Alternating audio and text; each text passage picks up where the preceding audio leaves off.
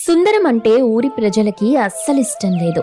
సుందరం మాటొస్తే చాలు అందరూ నోరు పారేసుకుంటారు. ఎందుకంటే సుందరం చేసే పనులు అలా ఉంటాయి మరి. ఒకరోజు సుందరం కోసం అక్కడికి ఊరి జమీందారు వస్తాడు. ఒరేయ్ సుందరం, ఈ దారిలో వెళ్తుంటే నువ్వు గుర్తొచ్చావురా. నీతో ఒక ముఖ్యమైన విషయం మాట్లాడాలి. నేను చెప్పేది జాగ్రత్తగా విను. ఏంటో తొందరగా చెప్పండి, నాకు చాలా పనులున్నాయి. నా సమయం వృధా చేయకండి. నీ సమయాన్ని వృధా చెయ్యనులేరా. ఇంతకీ విషయం ఏంటంటే, నువ్వున్న ఈ చోటు నుండి ఆ కొండ కింద ప్రాంతం వరకు అంతా మీ తాతగారు రాస్తే, కానీ దాన్ని మీ తాత దేవస్థానానికి రాసిచ్చేశాడు. కాబట్టి వీటిని నువ్వు అనుభవించడానికి లేదు. ఇదంతా దేవాలయానికి చెందుతుంది, సరేనా? చూడండి, అవతల నాకు ముఖ్యమైన పనుంది. ఈ విషయం నేను మీ దగ్గరికి వచ్చి మాట్లాడతాను. ఇప్పుడు మీరు వెళ్ళండి. ఏంట్రా నువ్వు? నీకు ఉపయోగపడే విషయమే కదా చెప్తున్నాను. ముఖ్యమైన విషయం ఉందని మాట దాటేస్తావేంటి? నేను చెప్పేది విను. ఈ ఆస్తిని నువ్వు నాకు రాసిచ్చేయి.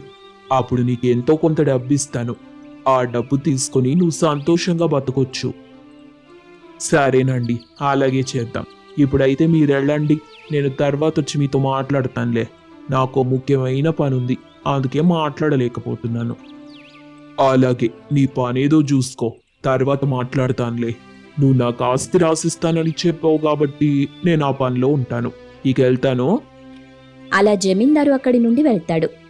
జమీందారు వెళ్ళగానే సుందరం హడావిడిగా అక్కడి నుండి ఇంట్లోకొస్తాడు.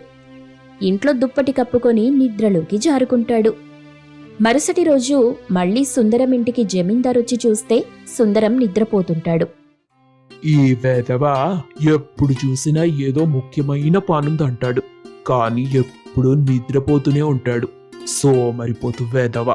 అందుకే ఇన్ని ఊళ్ళో వాళ్ళెవరూ అంతగా పట్టించుకోరు. ఒరే సుందరం, సుందరం, నిద్ర లేచి చావరా వెధవ.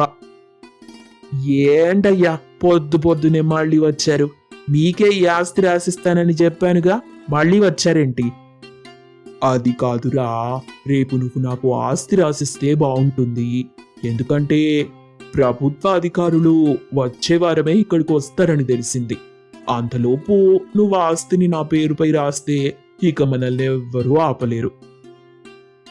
అయితే సరేలే, రేపే రాసిస్తాను. అలా సుందరం అనేసరికి జమీందారు సంతోషపడి అక్కడి నుండి బయలుదేరి వెళ్తాడు. అలా వెళ్ళగానే సుందరం మళ్ళీ నిద్రలోకి జారుకుంటాడు. ఇక మరుసటి రోజు అక్కడికి సుందరం బామ్మ కాంతం వస్తుంది. వస్తూనే తిట్ల పురాణం కుమ్మరిస్తుంది. ఈ బడుద్దాయి వెదవకు ఇంకెప్పుడు బుద్ధొస్తుందో ఏంటో. ఎప్పుడు చూసినా నిద్రపోతూనే ఉంటాడు వెధవ. ఎందుకు పనికి రాకుండా పోయాడు. సోమరిపోతు వెధవ. తిండి తినటం, నిద్రపోవటం, ఇదే పనైపోయింది వీడికి. అబ్బబ్బబ్బబ్బా, తీర్థయాత్రలకు వెళ్ళావు గదే, అక్కడే సచ్చుంటే బాగుండేదిగా. మళ్ళీ ఇక్కడ కూలిపడ్డావేంటి? నీ పీడ విరగడైపోయేదిగా. ఏంట్రా అన్నావు? సిగ్గులేని వేదవా, నీ వల్లే ఈ ఊళ్ళో తలెత్తుకోలేకపోతున్నాను కదట్రా. అయితే పక్కుళ్ళోకి వెళ్ళి తలెత్తుకో, సరిపోతుంది. ఈ వేటకారపు మాటలకేం తక్కువ లేదు. పెద్దవాళ్ళని గౌరవించడం తెలీదు గాని. తిట్టింది చాలు. ఆ జమీందారు వచ్చి ఆస్తంతా తన పేరుపై రాసేయమంటున్నాడు. లేకుంటే ఈ ఆస్తి మొత్తం దేవాలయానికి చెందుతుందంటగా. అవునరా, ఈ ఆస్తిని మీ తాత దేవాలయానికి రాసి చచ్చాడు. అందుకే ఇది మన ఆస్తి కాదు. నువ్వు దాని మీద ఆశ పెట్టుకోకు. నేనేమైనా పిచ్చుడిలా కనిపిస్తున్నానే? నేనేం చెయ్యాలో నేను చేస్తాను. ఇక నాకు వదిలేయ్.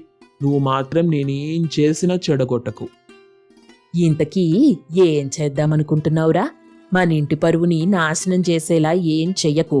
నేను అన్నం లేకపోయినా బతకగలను గాని గౌరవ మర్యాదలు లేకుంటే బతకలేను. దానికేం లోటు లేకుండా చూసుకో. ఆపవే ముసలి, వెళ్ళి నాకు కాస్త అన్నం పెట్టుపో అంటూ మళ్లీ నిద్రలోకి జారుకున్నాడు. ఇక తన మనవడలా ఎప్పుడు చూసినా నిద్రపోతూనే ఉండటం చూసి కాంతమ్మ తలపట్టుకుంది. అప్పుడే జోరుగా వర్షం కురుస్తుంది. ఉరుములు మెరుపులతో కూడిన వర్షం కురుస్తున్నా సుందరం అస్సలు పట్టించుకోకుండా నిద్రపోతుంటాడు.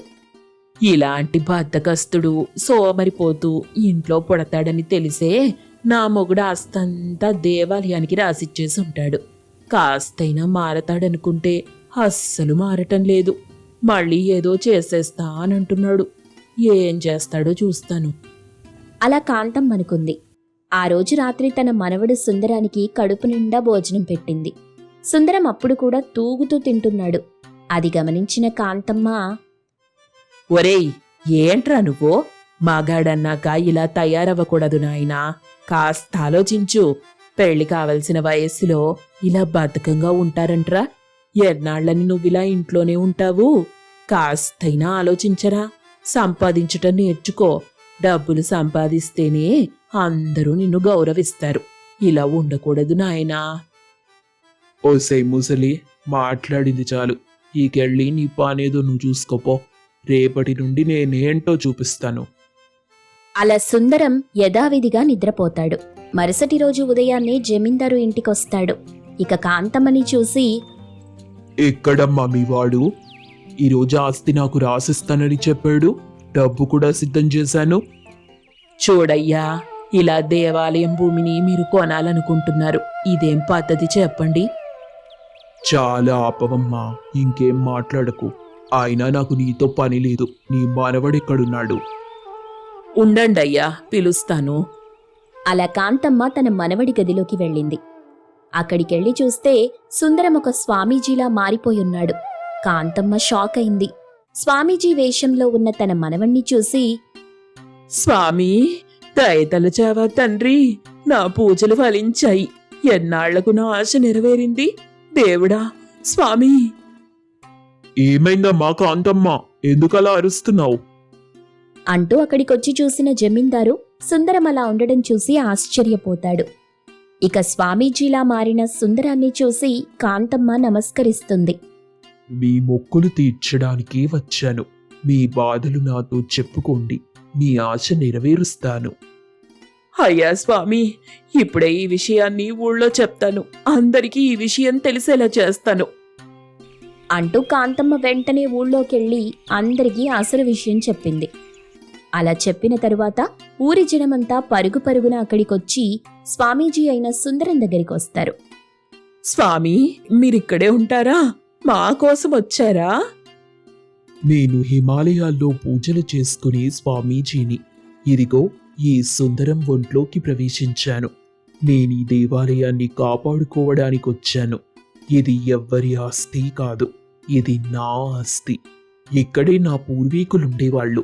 ఇక్కడే దేవుడికి పూజలు జరిగేవి.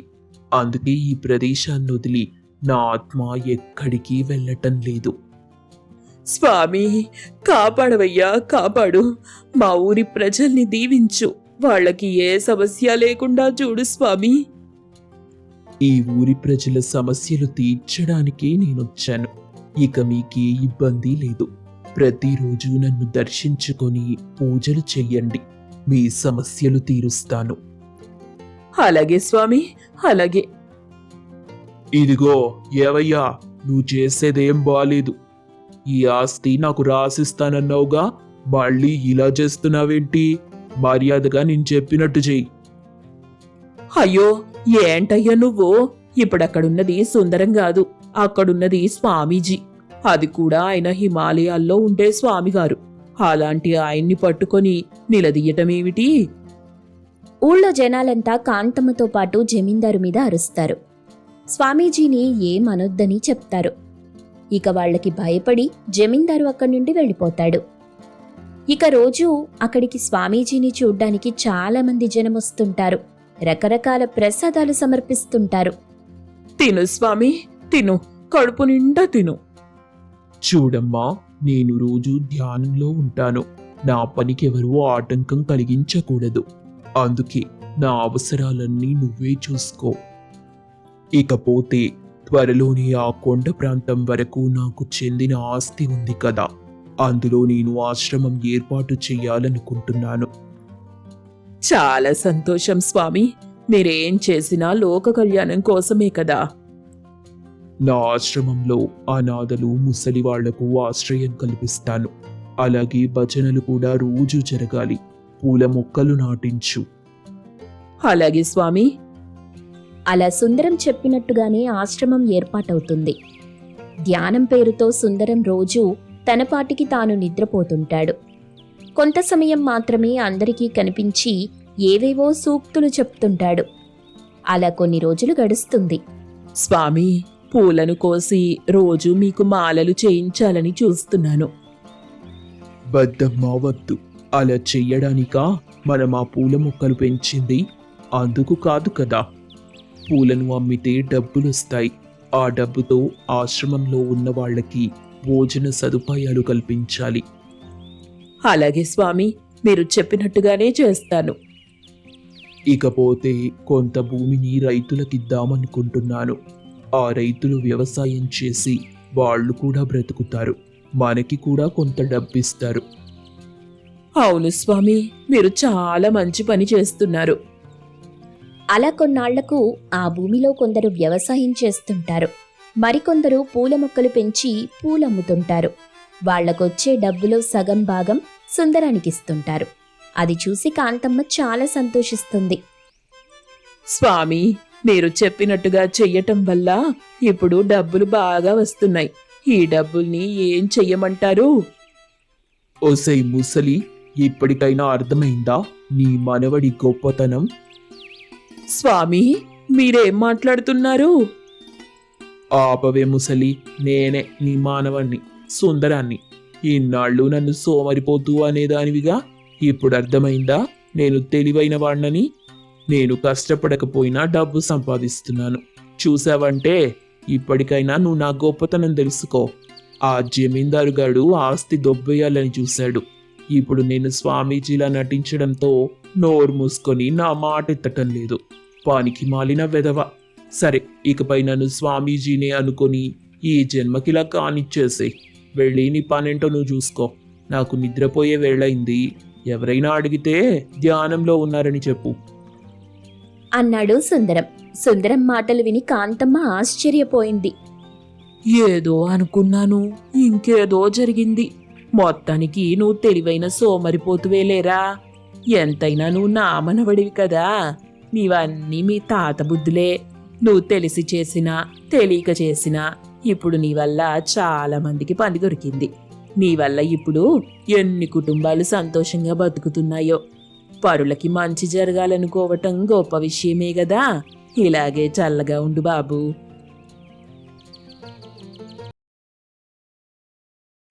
రామాపురం అనే గ్రామంలో రాజయ్య, లక్ష్మి అనే భార్యాభర్తలు నివసిస్తూ ఉండేవారు. రాజయ్య చాలా కష్టపడి పనిచేసే రైతు. లక్ష్మి ఇంటి పనుల్లో అతనికి సహాయం చేస్తూ ఎంతో తెలివిగా వ్యవహరించేది. వారికి పెద్దగా ఆస్తిపాస్తులు లేకపోయినా ఉన్నంతలోనే సంతోషంగా జీవించేవారు. ఒకరోజు రాజయ్య సాయంత్రం పొలం నుంచి ఇంటికి అలసిపోయి వచ్చాడు. ఏంటండి, ఈరోజు బాగా అలసిపోయినట్టున్నారు? ఎండ ఎక్కువగా ఉందా ఏంటి? అవును లక్ష్మి, ఈరోజు పని బాగా ఎక్కువైంది. పొలంలో నీళ్లు పెట్టడానికి తిరిగేసరికి నడుము నొప్పిగా ఉంది. అయ్యో, కాసేపు పడుకోండి. వేడి నీళ్లతో కాపడం పెడతాను, తగ్గిపోతుంది. మీరు కొంచెం విశ్రాంతి తీసుకుంటే నేనప్పటిదాకా రాత్రికి ఏం చేయాలో అన్నీ చూస్తాను. నువ్వు కూడా రోజంతా ఇంట్లో పనులు చేసుంటావు కదా లక్ష్మి. నీకు కూడా రెస్ట్ కావాలి కదా. నాకేం అలసటగా ఏం లేదండి. అయినా మీ కష్టం ముందు నాదేముంటుంది చెప్పండి. మీరే కదా ఈ ఇంటి కోసం ఇంత కష్టపడుతున్నారు. అయినా నువ్వు నా పక్కన ఉన్నంత వరకు ఆ కష్టం కూడా అనిపించదు లక్ష్మి. అవును, ఇప్పుడు ఏం కూర వండుతున్నావు? ఈరోజు మీకు ఇష్టమైన పప్పు చేస్తున్నాను. కొద్దిసేపట్లోనే అయిపోతుంది. వేడివేడిగా తిందాం. అలాగే లక్ష్మి, నువ్వు చెప్పినట్టే చేద్దాం. ఆ ఊరిలోనే ఒక భూస్వామి ఉండేవాడు. ఆయన చాలా గర్వంతో అందరినీ చులకనగా చూసేవాడు. ఆ భూస్వామికి ఆ ఊరి చివర కొంచెం భూమి ఉండేది. ఆ భూమి పక్కనే రాజయ్య అనే రైతుకి ఒక చిన్న పొలం కూడా ఉండేది. ఒకసారి భూస్వామి రాజయ్య దగ్గరికి వచ్చాడు. ఏంటి రాజయ్య, నీ పొలం నా భూమి పక్కనే ఉంది కదా? అవును దొరగారు, నీ పొలం నా భూమికి పక్కనే ఉంది కదా. అయితే నీ పొలంలోకి నా పొలం కొంచెం కలిసిపోయింది. అది ఇవ్వగలిగితే నేను నా భూమిని కొంచెం పెంచుదాం అనుకుంటున్నాను. అయ్యా, నాకున్నది ఆ కొంచెం పొలం మాత్రమే. అయినా మా పొలంలో మీదెందుకు కలుస్తుంది చెప్పండి? అదంతా నాకు తెలీదు. నేను అడుగుతున్నాను కాబట్టి నువ్వు ఇవ్వాల్సిందే. లేదంటే బాగోదు. బాగా ఆలోచించుకొని చెప్పు. అని చెప్పి భూస్వామి వెళ్ళిపోయాడు. రాజయ్య చాలా భయపడిపోయాడు. బాధగానే ఇంటికొస్తాడు. ఇక భర్త ముఖం చూసి, ఏంటండి, ఎందుకంత నీరసంగా ఉన్నారు? పొలంలో ఏమైనా ఇబ్బంది జరిగిందా? ఎండ ఎక్కువగా ఉందా ఈరోజు? చెప్పండి నాకు ఏం జరిగిందో. మీరే ఇలా ఉంటే నాకేం తోచదు. లక్ష్మి, ఈరోజు పొలం దగ్గరికి మన భూస్వామి వచ్చాడు. భూస్వామి గారా? ఈ మధ్య ఎప్పుడూ రాలేదే. మీ దగ్గరికి ఎందుకొచ్చారు? ఏదైనా పనుందా? పని ఉందా అంటే ఉందనుకో, కానీ అది మనకు మంచిది కాదు లక్ష్మి. ఆయన మన పొలం గురించి మాట్లాడాడు.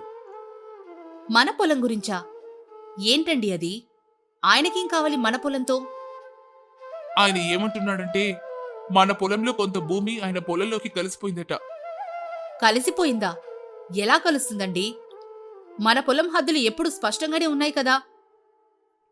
అది నాకు కూడా అర్థం కావడం లేదు లక్ష్మి. ఆయన వచ్చి అదే చెప్పాడు. ఆ భూమి తనకు ఇచ్చేయాలంటున్నాడు. ఆయన తన పొలాన్ని కొంచెం పెంచుకోవాలనుకుంటున్నాడట. ఏమిటి? మనకున్న ఆ కొద్దిపాటి భూమిని కూడా లాక్కుంటాడా? అదే కదండి మనకు జీవనాధారం. దానిమీదే కదా మన బతుకు ఆధారపడుంది. ఆయనకు అవేవి పట్టించుకోడు లక్ష్మి. నేను చాలా అడిగాను.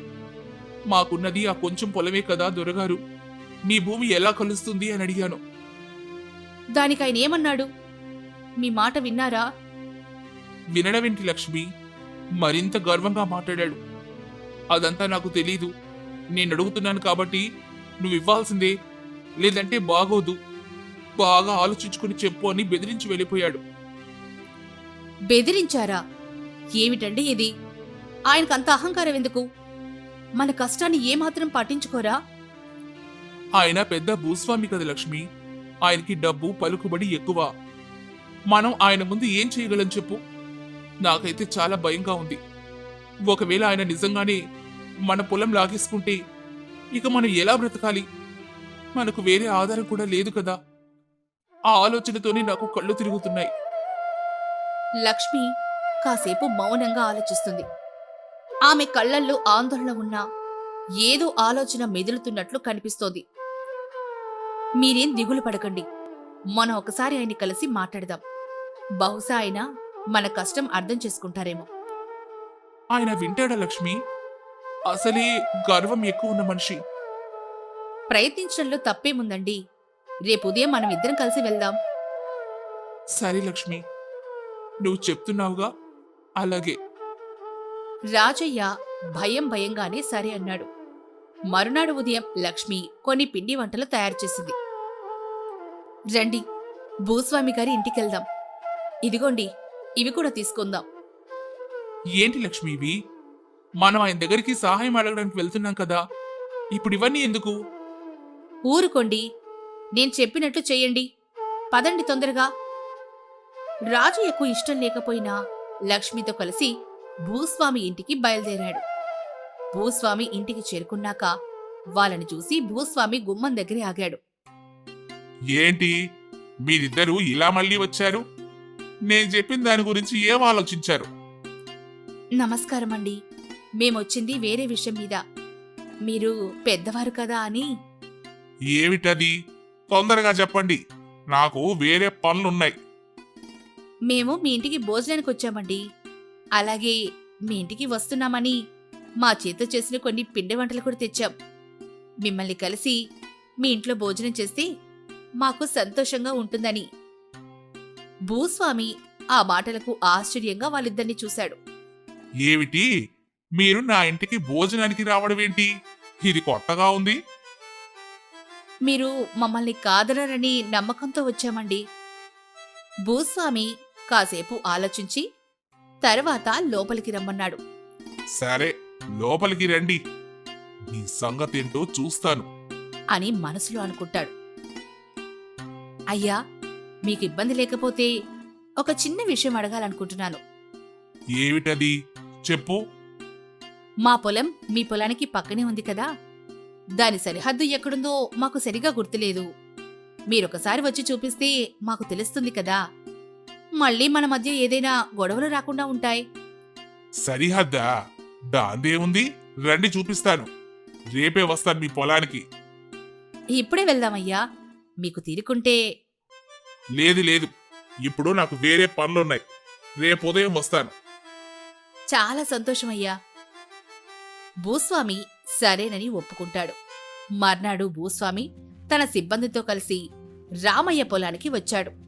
లక్ష్మి కూడా అక్కడే ఉంది. ఇదిగో రాజయ్య, ఈ కాలం వరకు నా భూమి, దాని తర్వాత మీ పొలం మొదలవుతుంది. అర్థమైందా? ఇకపై ఈ విషయం గురించి మాట్లాడకూడదు. ఆగండయ్యా, ఎంతైనా మీరు పెద్ద మనుషులు. నిజానికి మా పొలం ఈ కాలువ అవతల వరకు ఉండేది. మొన్న వరదలొచ్చినప్పుడు గట్టు కొట్టుకుపోయిందయ్యా. బహుశా మీకు గుర్తుండకపోవచ్చు. భూస్వామి ఒక్క క్షణం ఆగి ఆలోచించాడు. అప్పుడు వరదలొచ్చిన సంగతి గుర్తుకొచ్చింది.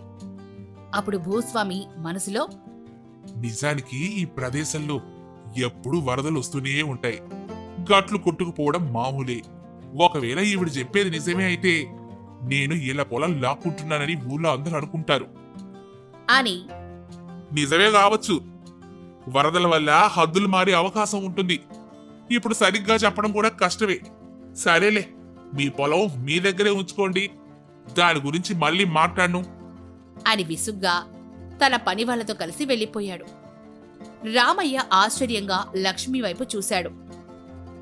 లక్ష్మి, ఇది ఎలా సాధ్యమైంది? నువ్వు ఎంత తెలివిగా మాట్లాడావో తెలుసా? మన పొలం ఏమైపోతుందో అని చాలా భయపడ్డాను. మనం భయపడితే ఏం చేయలేమండి. కొంచెం తెలివిగా ఆలోచిస్తే దారి అదే దొరుకుతుంది. లక్ష్మి, నువ్వు నిజంగా గొప్పదానివి. నీ తెలివితేటలతో నువ్వు మాట్లాడకపోతే మన పొలం మనకి ఉండేదే కాదు. అదంతా మీ దయ అండి. మనం కలిసుంటే ఏదైనా సాధించగలం. తర్వాత రోజు నుంచి ఊరిలో వాళ్ళందరూ రాజయ్య, లక్ష్మి గురించి మాట్లాడుకుంటుంటారు. పెద్దవాళ్లంతా ఒక చోట కలుసుకొని, ఏంటయ్యా వెంకట్రావయ్య, ఆ రాజయ్య పెళ్ళం ఎంతో తెలివైందో తెలుసా? నిన్న ఆ భూస్వామి దగ్గర మాట్లాడిన మాటలకి కాస్త వెనక్కి తగ్గాడు చూడు. నేను మొదట్లో అనుకున్నాను, కానీ లక్ష్మి మాటలు వింటే ముక్కు మీద వేలే